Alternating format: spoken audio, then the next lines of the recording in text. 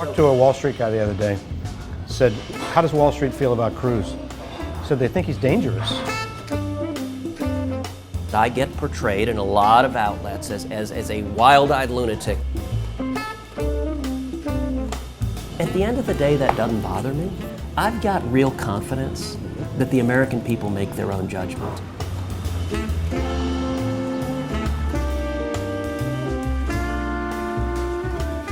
You're well known in Texas, but I would say nationally, people don't know all that much about you.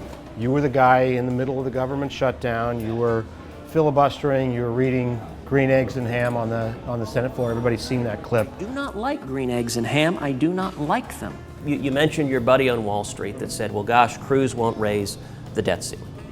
What my position always was that I wouldn't agree to raise the debt ceiling without meaningful structural reforms. History was on my side. Of the last 55 times Congress had raised the debt ceiling, it attached meaningful conditions to it 28 times. Now, your Wall Street buddy might say, well, gosh, that was irresponsible for Congress to use the debt ceiling to force that. That's how you stop bankrupting our kids and grandkids. When historians write 30 years from now, when they write that government in the form of George W. Bush, Ben Bernanke, and Barack Obama saved the U.S. and the world from depression, you say what? I don't think anyone's going to write that. And in fact, if we don't stop the path we're on... They're saying it right now.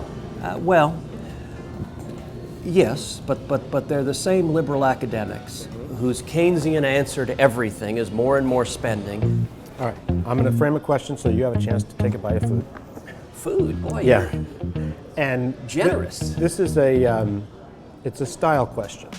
Charles Cook at National Review wrote a piece the other day that said the problem with Cruz is he's not only the smartest guy in the room, but he's very aware that he's the smartest guy in the room, and he talks down to people. What do you think about that? I think if that were true, there's no way I would have been elected to the Senate from the state of Texas.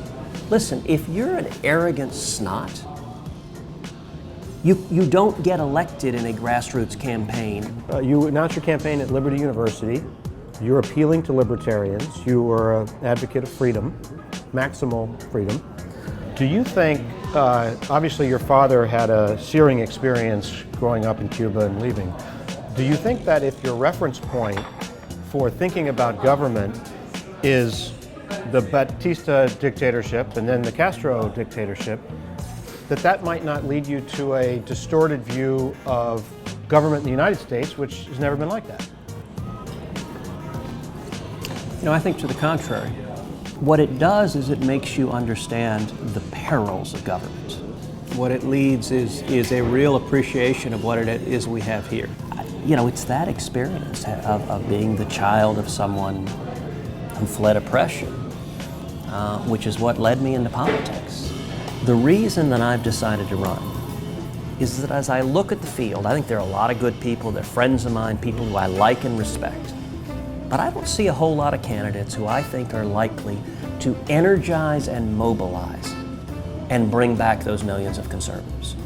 And if we don't do that, Hillary Clinton will be the next president. And I think the question has to be, how can we do what Reagan did in '80? Which is build a grassroots movement that became the Reagan Revolution. I think that's the only way we turn the country around, and it's exactly what I'm trying to do. Senator, good luck to you on the trail. Thank you, John. Okay.